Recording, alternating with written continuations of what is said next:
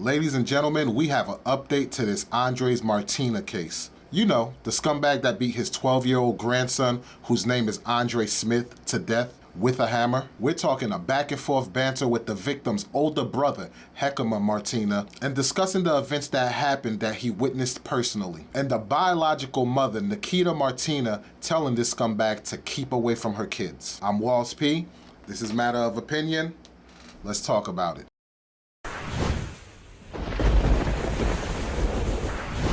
Hey guys, if you like this video, definitely like, share, subscribe, and if you want to support the channel, definitely consider becoming a member. And if you want to see our raw, uncut, unfiltered content, definitely join the locals. The link is in the description. So this video is an update of the Andrez Martina situation. You know, the man that bludgeoned his 12-year-old grandson, Andre Smith, to death for over an hour. I did a video about this. If you want to get up to speed with it, definitely click this card right here. The man had his first appearance in court. Now, bail is set at $750,000, and if you ask me, that's still too low. If anything, this man shouldn't get bail, period. But that's not my choice, so I digress. Now, while he was at his first hearing in court, his daughter, which is the biological mother of the victim, Nekeda Martina, she also got a chance to speak to him. Now, before we get into that, I had a conversation with the victim's older brother, whose name is Hekima Martina. I think I'm pronouncing it right. If I'm not, I'm sorry. So I'll just call him Andre Smith's older brother. So his older brother is 17 years old, and he saw the last video that I did and left a comment in the comment section. From there, we had a conversation of everything that happened, and he definitely wanted me to make sure that his message, his point of view was definitely heard. So this is how the conversation went. Just to let you know, that was my brother that died Sunday. I'm staying strong and please pray for me. So my response was, man, I'm sorry to hear that, man. My prayers go out to all of you guys, and I pray justice is served quickly. This had me cringe when I was covering it, chills up my spine. I'm so sorry for your loss. His response was, it's all good, and my grandmother I lived with never knew this tragedy was gonna happen. We all didn't know. And I was asleep when he texted her and said that my brother is bleeding. Me and my auntie and her boyfriend went there to see what's up. My little brother ran out of the house, cried, and gave me a hug. He told me to go get Andre, and I said okay. Me and my auntie went inside the house. We saw Andre beaten badly and his meat from his skull hanging, and I lost it. My auntie boyfriend got out the car, and I was charging at him for what he did. He got scared, and my auntie's boyfriend held me back when I was charging at the killer. My brother died in the hospital, but I'm glad you put this video up. I'm Andre's big brother, Hekima. I'm 17 and the oldest, and my grandmother took good care of us, and we tried to save him, but he's in a better place. To that I replied, I'm glad that sheds more light on the subject matter, and I will definitely address it with new information. This totally hit home, and I pray your little brother find a way to find peace and solitude through such a traumatic situation. And I hope you get past this as well. I definitely know it's not going to be easy, but I pray it does happen. Man, much love to you all. Then his response was, thank you, man, and thank God he's in a better place. My grandmother raised me when I was little, and it's not no one's fault. We all wasn't expecting this to happen. But bless your soul by posting this, and please make sure everyone knows this information. I then replied, I definitely will. It will be up tomorrow. That's a promise. And he responded, thank you, my brother, and I will always stay strong. Now, after this back and forth conversation, we later exchanged more conversation, and other people joined in the conversation, and he brought it to my attention that the great-grandmother Cassandra has also been arrested for not trying to intervene or even calling the authorities to try and save Andre's life. Now, when I made that video, I also dropped the video on Locals, giving my unfiltered thoughts on the whole situation as a whole. I later deleted it after having this conversation with him. It made me think, maybe I'm being a little harsh on the grandmother, because in my mind, I put some blame on her as well. And after speaking to him, pretty much the grandmother seemed like she was doing the right thing, raising these boys, you know, putting them in the best position to succeed. And from the conversation also, nobody saw this coming. After hearing this conversation, it definitely hit home. It made me take a step back and said, you know what?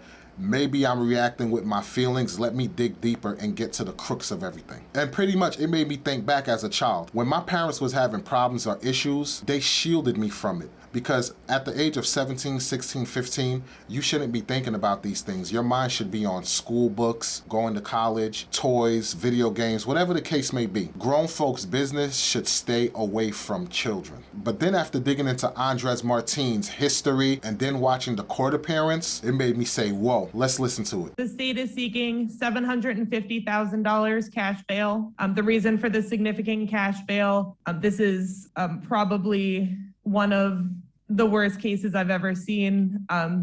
The facts are detailed pretty clearly in the complaint, but Andre, the child who did not survive the injuries from the repeated abuse he suffered at the hands of this defendant, was beaten for several hours with a number of instruments. And his brother was also struck several times.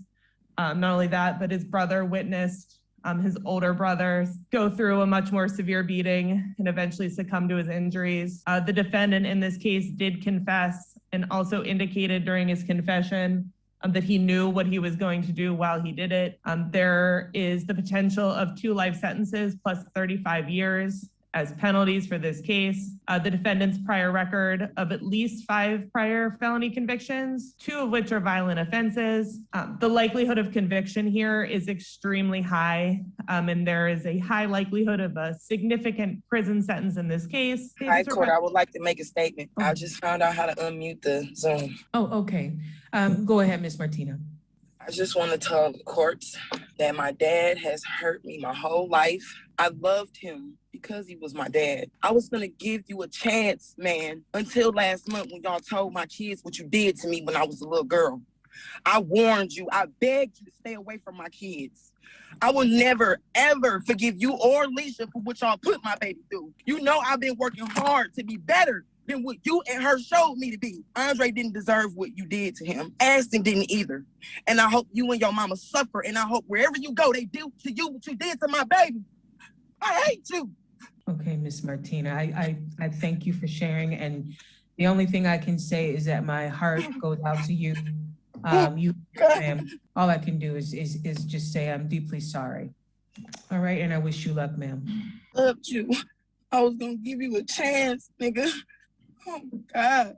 I could understand why Nekeda told Aisha to keep her boys away from this man. And then when she said that he told the boys what he did to her as a child and all of these other things, I'm sorry, that's a telltale warning sign. See, we're talking about a man who don't give a damn about the law. We're talking about a man who don't care about abusing or causing bodily harm to others. We're talking about a man that murdered a boy, not a man, a boy. So that's showing a track record of injuring kids. And Nekeda herself was a victim of this. So when she tells Aisha, who has legal custody of the child, to keep this man away from my kids, there's a reason why. So if Aisha had all the knowledge of all of these things and still elected to let the boys be around this man, I'm sorry, she has to take responsibility for playing a part in the demise of Andre Smith, no matter how you slice it. Because this is a person who shows and has a history of abusing kids. His own daughter killed somebody, and now this little boy. Now, I was checking if there was any report about the great-grandmother Cassandra being arrested. I haven't seen it, but like I said, the older brother said that she has been arrested. So I'm waiting to verify that. So as of right now, I can only go by his words on that.